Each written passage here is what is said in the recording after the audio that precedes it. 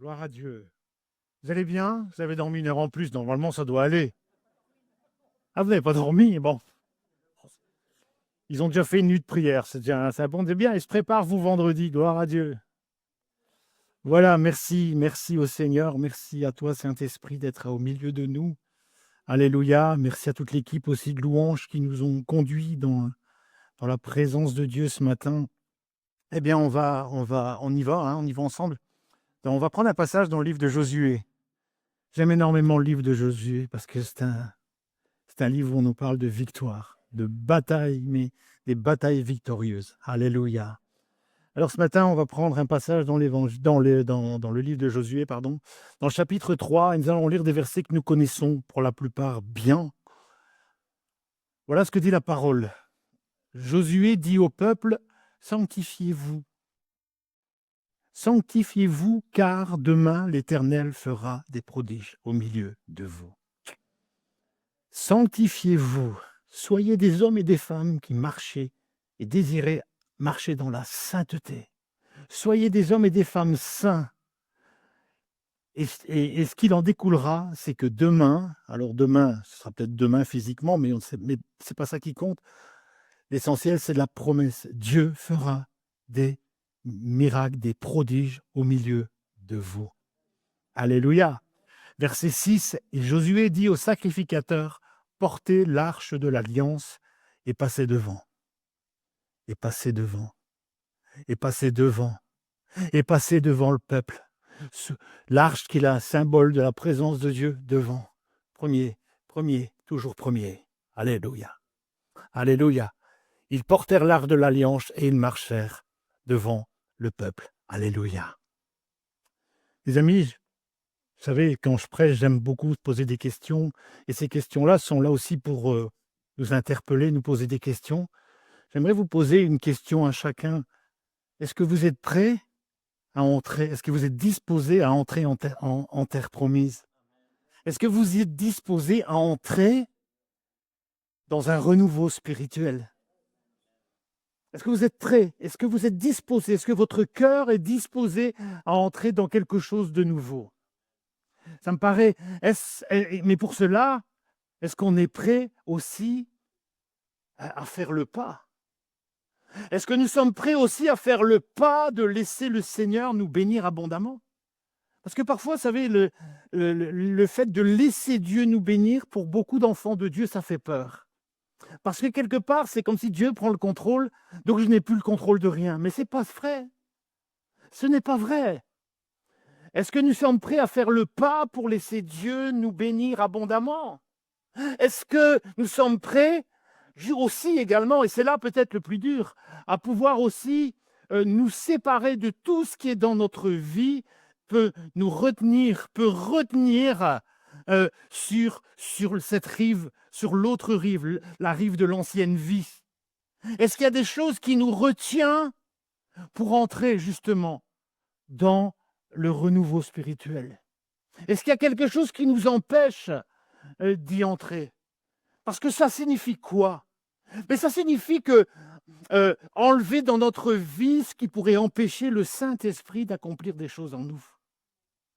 Dans ce passage qu'on vient de lire ensemble, nous connaissons bien, montre que le temps, il y avait un temps. Vous savez, dans la Bible nous dit, dans la Bible nous dit que Dieu est maître des temps et des circonstances. Dieu maîtrise le temps. Il y a des temps, il y a des saisons dans nos vies. Et voilà, ici, dans ce passage-là, c'était le temps pour le peuple de Dieu d'entrer dans quelque chose de nouveau. C'était le temps pour eux d'entrer en terre promise. C'était le temps pour eux maintenant de voir les promesses de Dieu s'accomplir. Gloire à Dieu. Et ce passage-là est d'une importance capitale. Parce que si nous connaissons pour la plupart le contexte, la génération, il y a eu pendant 40 ans une génération d'hommes et de femmes rebelles. Il y a eu une génération de personnes, d'hommes et de femmes qui étaient incrédules. Et la Bible nous dit que toutes ces personnes qui avaient péché, toutes ces personnes qui avaient élevé le veau d'or, eh bien, toutes ces générations-là sont mortes.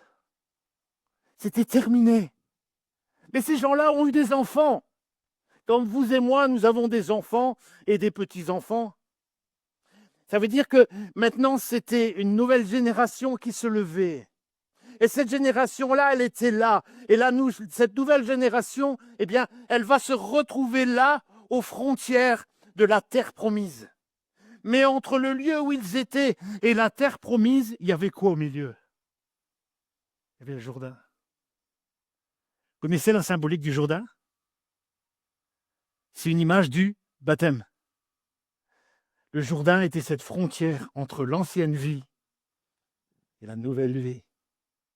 Le Jourdain, mes amis, il représentait le passage de l'esclavage du passé à une nouvelle existence remplie des promesses de Dieu.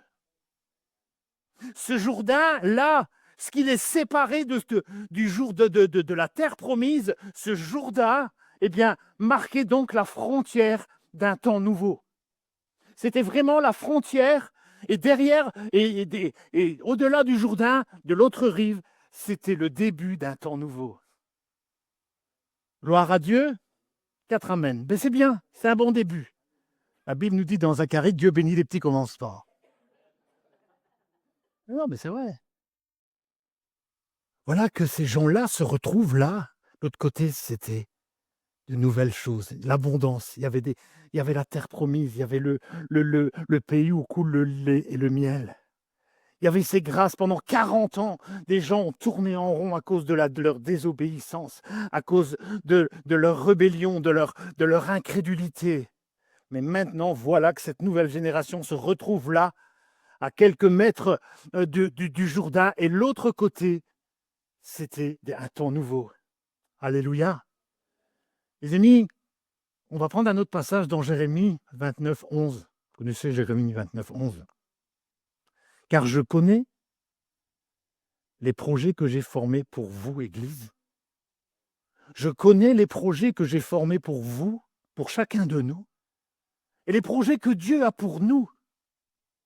C'est que quel que soit ce que nous pouvons vivre, expérimenter, Dieu a pour nous des projets de paix. Dieu a des projets de paix et non de malheur. Dieu a des projets de paix pour nous afin de nous donner un avenir et une espérance. Ce qui s'est passé là, c'est ce que Dieu était en train de dire aussi quelque part au peuple. Maintenant, j'ai formé pour vous des projets de paix, des projets d'avenir, des projets d'espérance. Mais il fallait passer le Jourdain. Mais il fallait passer de l'esclavage du péché, il fallait passer de l'ancienne vie à la nouvelle vie. Alléluia. Mes amis, Dieu aussi nous a réservé des lendemains remplis d'espérance et de merveilles. Il y a déjà 6-7 amens. Mais c'est bien, on avance, on avance.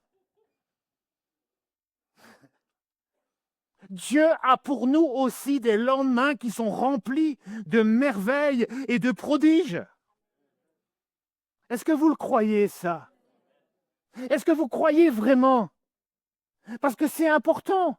Et c'est le point que j'aimerais développer. Parce que si vous ne le croyez pas, vous ne le vivrez pas. Si vous ne croyez pas la parole de Dieu, si vous ne croyez pas que Dieu a pour chacun de nous des projets d'avenir et d'espérance, eh bien vous ne vivrez jamais ces choses. Le peuple, l'ancienne génération, leur avait aussi fait des promesses, mais ils ne l'ont pas cru. Ils se sont rebellés. Ils se sont laissés gagner par l'incrédulité. Ils râlaient tout le temps. Même quand Dieu a fait des prodiges extraordinaires, ils râlaient encore. Et ils étaient chaque fois incrédules. Et c'est pour ça que j'aime vous poser cette question ce matin. Est-ce que vous croyez à ça? Et je crois que c'est important parce que, vous savez, dans notre marche chrétienne, comme pour eux, Dieu va les mettre leur foi à l'épreuve. Tous les projets que Dieu a pour nous, on doit tous passer par l'épreuve de la foi. L'apôtre Jacques, c'est ce qu'il dit. Vous voyez les épreuves comme un sujet de joie, parce que ces moments-là vous permettent de grandir spirituellement. Dieu ne veut pas une génération d'enfants gâtés. Il veut une génération d'hommes et de femmes qui sont soumis à lui et qui marchent dans la crainte de son nom. Et pour cela, Dieu nous fait passer aussi par des épreuves. Et ici, en l'occurrence, cette génération-là, voilà qu'elle se retrouve devant le Jourdain et Dieu va les mettre à l'épreuve. Parce qu'il fallait traverser, il fallait faire les choses comme Dieu l'avait demandé. Nous voulons la bénédiction, alors il faut faire les choses comme Dieu le demande. Regardez, voilà que cette nouvelle génération-là, qui a grandi avec un papa et maman qui râlaient tout le temps, qui étaient incrédules, leur foi était mise à l'épreuve. Vous savez, quand on grandit dans un foyer, ou qu'on grandit même dans un foyer chrétien, où on est tout le temps en train de critiquer, on est tout le temps en train d'avoir un manque de foi, tout ça, ça marque les enfants. Alors, mettez-vous à la place de ces gens-là qui étaient devenus maintenant des adultes et qui ont pensé à leurs parents qui n'ont pas arrêté de râler et d'être incrédules. J'ouvre une parenthèse, mes amis, nous avons une grande responsabilité, vous et moi, à éduquer nos enfants dans la crainte du nom de Dieu et que nous soyons des modèles. Gloire à Dieu. Et voilà que ces gens arrivent là, ils sont tous là devant le Jourdain. On va lire un passage un peu plus loin dans le chapitre 3 de Josué. Regardez au verset 13. Et dès que les sacrificateurs qui portaient l'arche de l'Éternel, le Seigneur de toute la terre, poseront la plante des pieds dans les eaux du Jourdain, écoutez bien, les eaux du Jourdain seront coupées. Verset 14. Les eaux qui descendaient d'en haut, elles s'arrêteront en un monceau. Ils vont se séparer. Le peuple sortit de ses tentes pour passer le Jourdain et les sacrificateurs qui portaient l'alliance, comment dirais-je, l'arche de l'alliance marchèrent devant le peuple. Verset 15. Quand les sacrificateurs qui portaient l'arche furent arrivés au Jourdain et que leurs pieds furent mouillés au bord de l'eau, le Jourdain regorge par-dessus toutes ses rives. Qu'est-ce que ça veut dire? Mais ça veut dire que le débit du Jourdain était incroyable. Il était au plus fort, le débit du Jourdain. Je ne sais pas si on peut s'imaginer là. Nous, on est là assis sur nos chaises. Mais voilà que Dieu leur dit, maintenant, il faut passer l'autre côté. Et voilà, vous vous retrouvez devant un fleuve où le débit est important. Et Dieu dit, je vais séparer les eaux. Nous, on est bien confortable. Vous êtes bien sur vos chaises? Moi aussi. Mais il fallait le croire. Vous savez, chaque fois que Dieu veut nous faire passer dans quelque chose de nouveau, il va toujours mettre notre foi. C'est pour ça que j'ai pris Jérémie 29 et que je vous ai posé la question, croyez-vous à ça? Parce que ce n'est pas le tout de dire, oui, Dieu va faire des grandes choses, mais il faut le croire. Ces gens-là étaient devant le Jourdain où ils voyaient le débit de la flotte qui allait à une vitesse terrible. On l'a lu ensemble dans le verset 15, le Jourdain regorge par de toutes ses rives. Donc, ça dépassait même les rives tellement que le débit était important. Et Dieu dit, je vais le couper en deux, vous allez y passer. Des personnes qui ont grandi dans des foyers incrédules et rebelles à Dieu.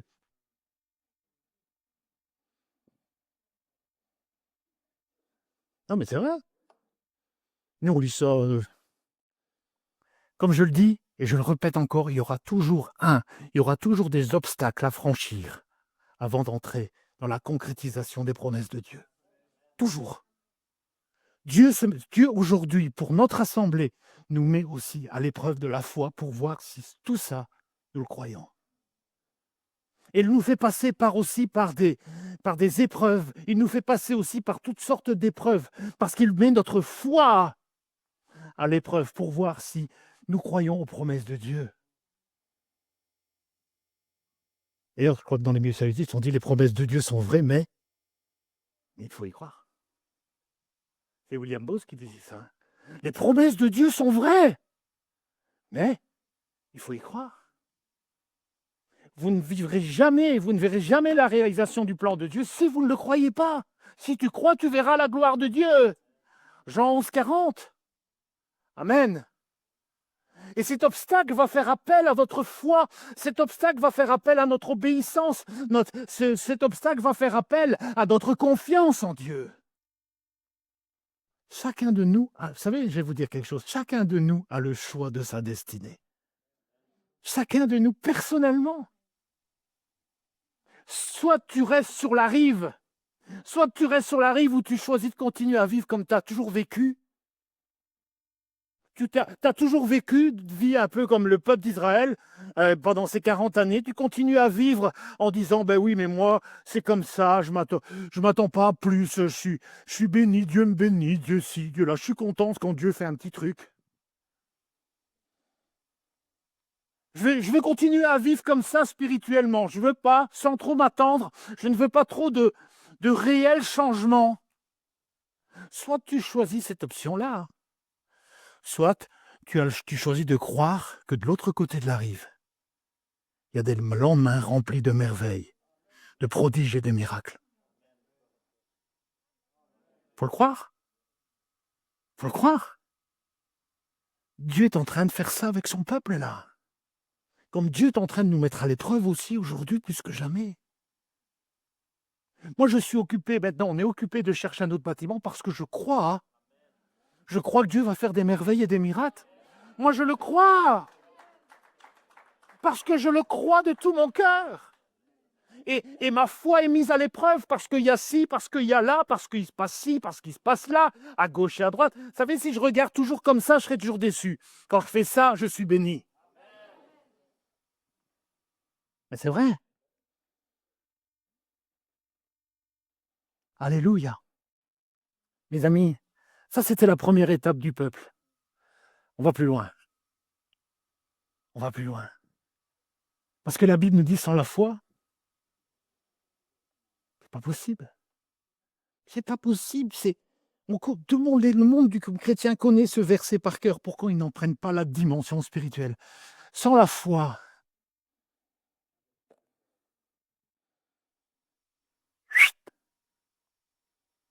et puis, ça, c'est la première étape. Et puis ensuite, il y a une deuxième étape qui va amener le peuple de Dieu à prendre ses responsabilités. On peut revenir au verset 5 de Josué 3. Et cela, elle est d'une importance capitale. Josué dit au peuple, sanctifiez-vous. Moi, ce matin, le titre de mon message, c'est la sainteté convient à son Église. C'est ça le message de l'Église. La sainteté convient à son Église. Tout le monde veut du changement, tout le monde veut voir des prodiges, tout le monde veut voir des miracles. Mais Dieu est conditionnel. Il travaille, il veut bénir des hommes et des femmes saints.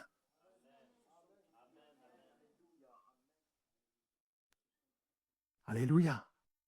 La première chose que Josué, alors qu'ils sont là devant le Jourdain pour passer de l'ancienne pour passer de la frontière de l'ancien au nouveau, là Dieu leur dit maintenant au peuple, il s'adresse à ces milliers de gens, sanctifiez-vous. Sanctifiez-vous. C'est la première chose que Dieu demande à son peuple, c'est qu'il se sanctifie. Et j'aimerais ouvrir une parenthèse avant d'aller plus loin. N'essayez jamais d'entreprendre quoi que ce soit pour Dieu si la sanctification n'est pas présente dans votre vie. Pourquoi? Parce que parce que c'est au milieu des saints que Dieu agit. Parce que c'est au milieu des saints que Dieu bénit. Et c'est pour ça, et c'est avec eux que Dieu va faire des prodiges, avec un peuple saint.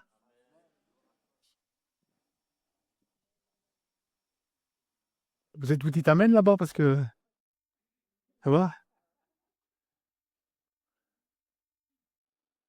Gloire à Dieu. C'est quoi la sanctification? La sanctification, c'est un acte de séparation. La sanctification, c'est un acte de séparation. Ça veut dire que c'est une mise à part pour Dieu. C'est une mise à part. Ça veut dire que quand on fait une mise à part, ça veut dire que je mets ça par là et ça par là. Mais il n'y a pas de milieu. Vous vous rappelez du message de la semaine dernière? Tu n'es ni chaud ni bouillant.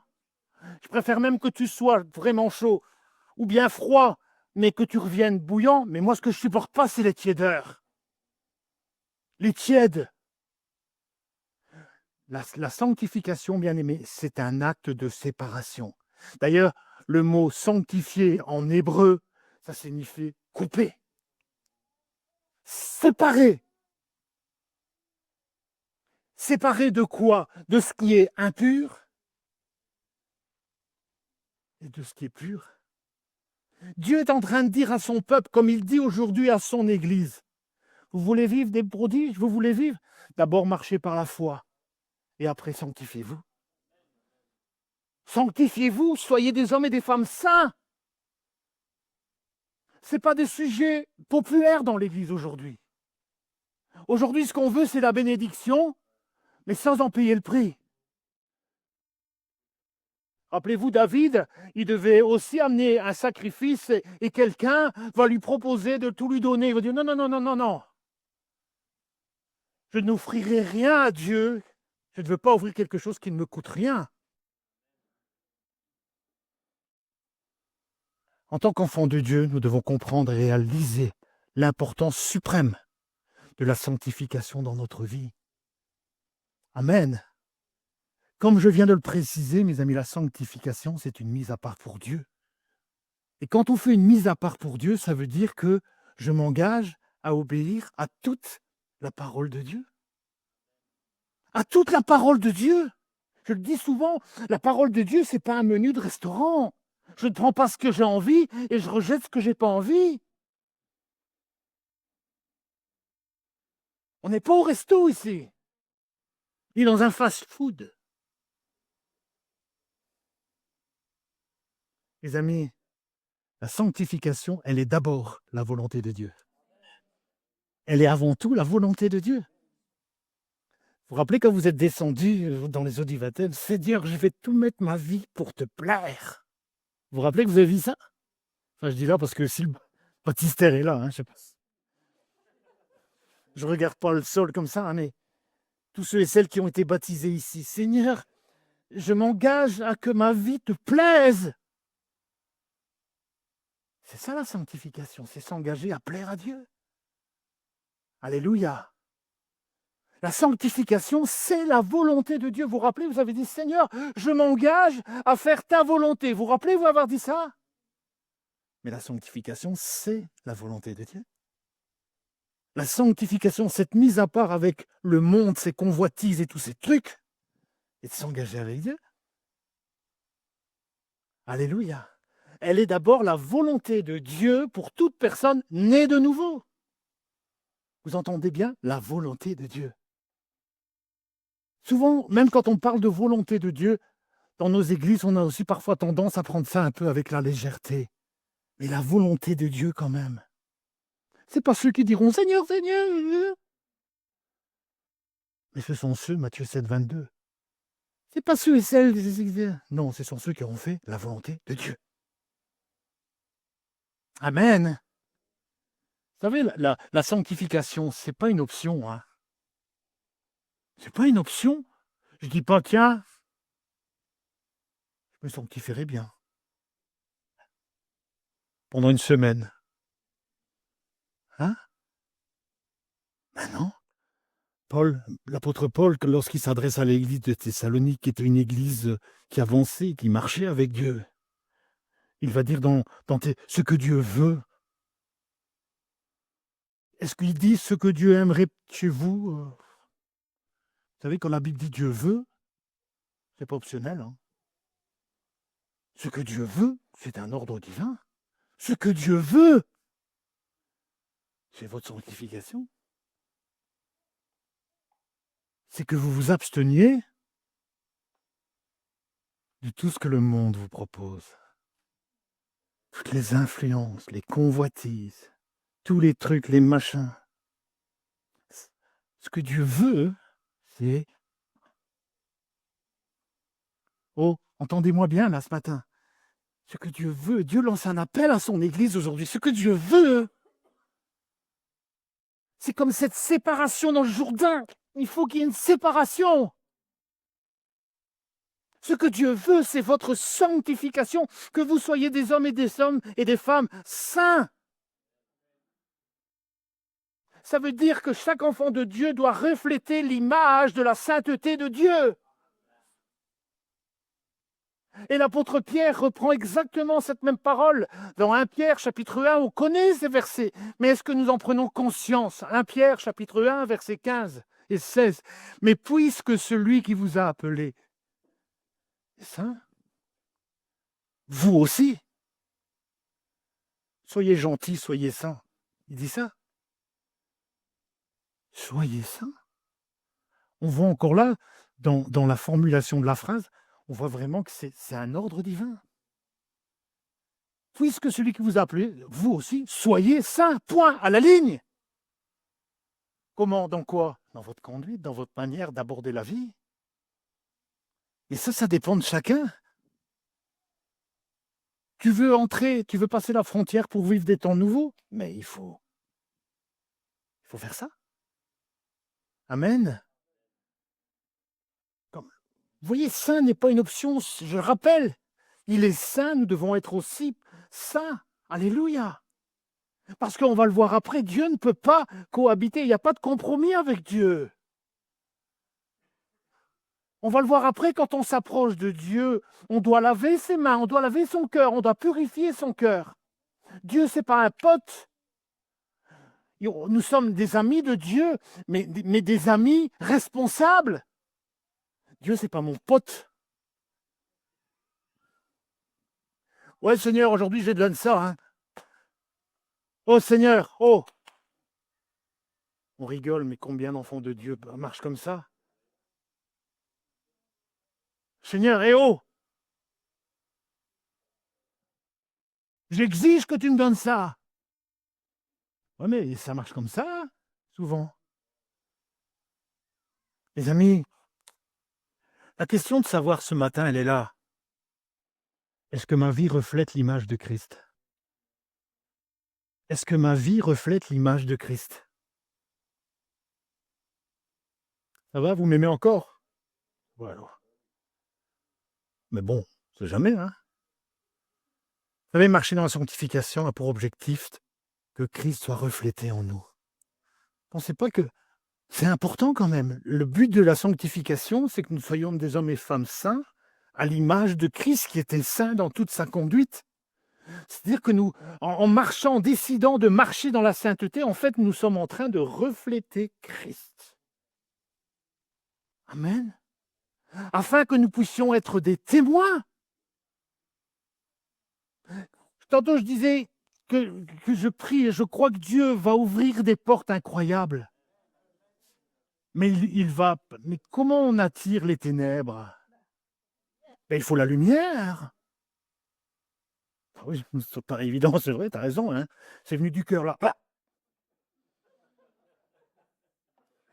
Dieu attend de nous aujourd'hui que nous soyons des témoins dans notre génération. Dans 2 Timothée chapitre 2 au verset 20 et au verset 21, la parole de Dieu dit ceci, dans une grande maison. Mais de quelle maison parle-t-il? Il parle de la maison de Dieu. Il dit, il n'y a pas seulement des vases d'or et d'argent, mais il y en a aussi en bois et de terre. Les uns sont des vases d'honneur, les autres, ce sont des vases. En gros, ça veut dire quoi? Ils ne servent à rien. Et pourtant, ils sont tous dans la même maison. Verset 21. Si donc quelqu'un se conserve, si quelqu'un est saint, si quelqu'un se sanctifie, en s'abstenant de tout ce qui est impur, il sera un vase d'honneur. Vous n'avez pas envie d'être un vase d'honneur?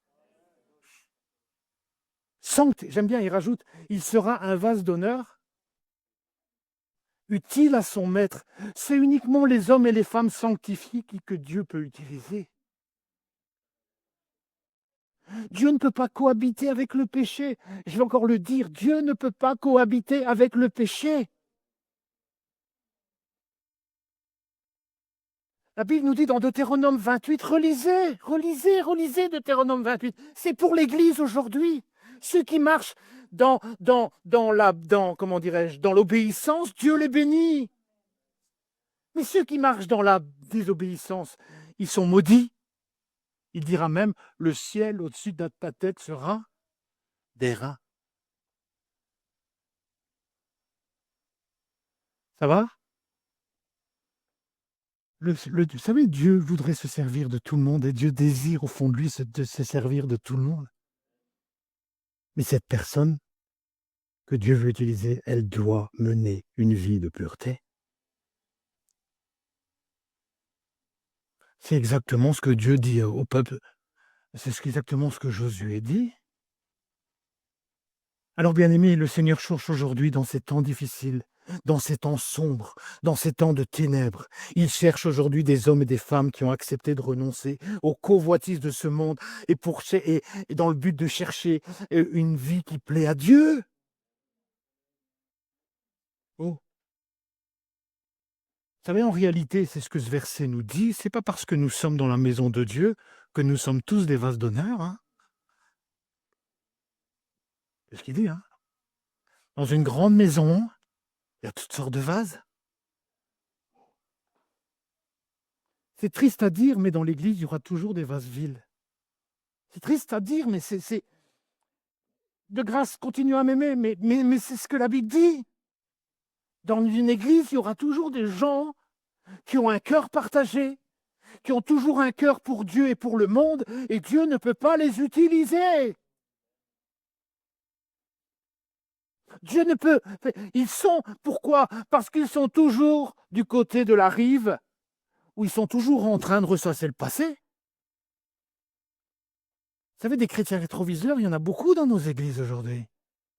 Ils sont toujours en train de regarder ce qui se passe derrière. Mais ce que Dieu aujourd'hui a besoin dans son église, c'est des visionnaires. De fin. Gloire à Dieu. Mais le choix revient à chacun. J'insiste encore. Le Seigneur aujourd'hui appelle son église, et j'insiste beaucoup sur le mot pureté.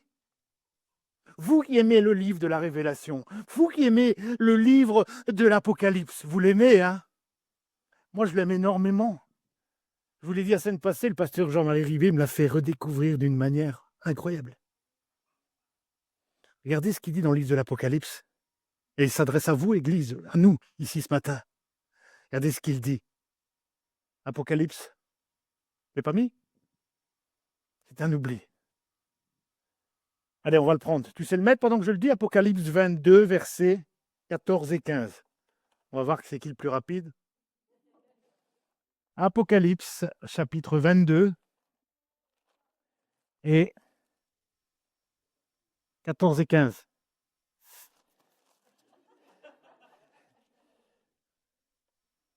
Voilà. J'ai gagné. Non, Siméo, merci pour ce qu'il fait. Je sais, allez, je te mets pas de pression. Hein. Voilà ce qu'il dit. Heureux ceux qui lavent leurs robes. Heureux ceux qui lavent leurs robes,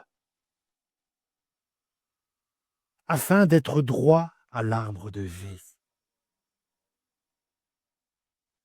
Alléluia. Heureux ceux qui lavent leurs robes.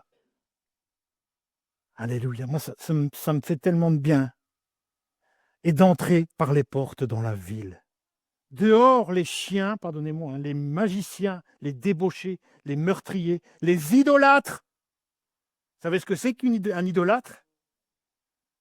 C'est quelqu'un qui aime plus les choses que Dieu. Enfin, les choses.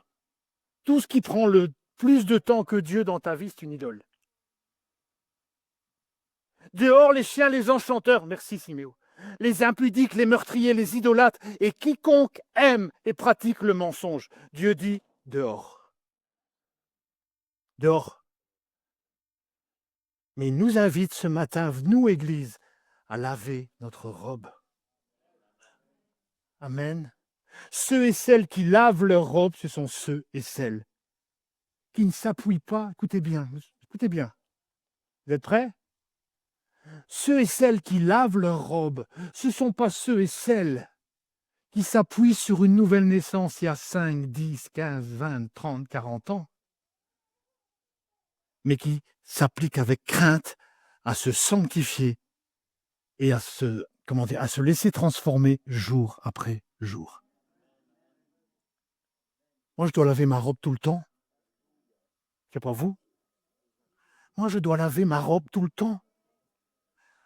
Dans d'autres versions, il parle de vêtements. Je dois tous les jours laver mon vêtement. Pourquoi? Parce que je suis dans un corps de chair. Et d'une manière ou d'une autre, par mes choix, par mes actes, par mes paroles, je salis cette robe. Et comme Dieu veut un peuple saint, qu'est-ce que je dois faire pour pouvoir entrer dans la présence de Dieu? Je dois la laver. Il y avait un vieux chant qui disait un vêtement blanc. Mais je pense à ça maintenant. Moi, je ne m'appuie pas sur une... Moi, ça fait 35 ans, mais je m'imagine, je ne repose pas sur ma conversion à 35 ans et dire c'est bon. Ça veut dire que tous les jours, je dois laver ma robe. Sinon, ma chair va prendre le... Or, la Bible nous dit qu'il faut qu'il croisse